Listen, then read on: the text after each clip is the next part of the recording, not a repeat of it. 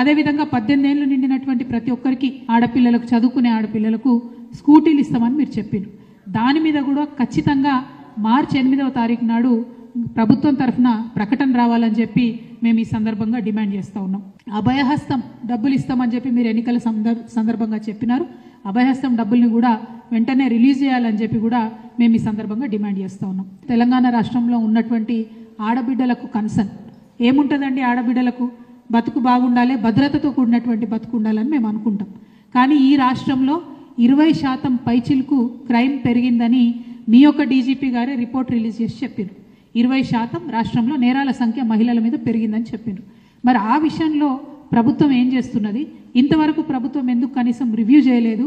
ఈ మార్చి 8వ తారీఖు మహిళా దినోత్సవం సందర్భంగానన్నా మరి కఠినమైన కొత్త చర్యలు ఏమన్నా చేపట్టినరా? షీ టీమ్స్ని ఇంకేమన్నా మీరు ఎన్హాన్స్ చేసి పెంచుతారా, లేకపోతే ఇంకే రకంగా ఆడబిడ్డలకు రక్షణ కల్పిస్తారా అన్న విషయం మీద కూడా ప్రభుత్వం నుంచి ఖచ్చితంగా వివరణ ఇవ్వాల్సిందిగా మేము కోరుతా ఉన్నాం.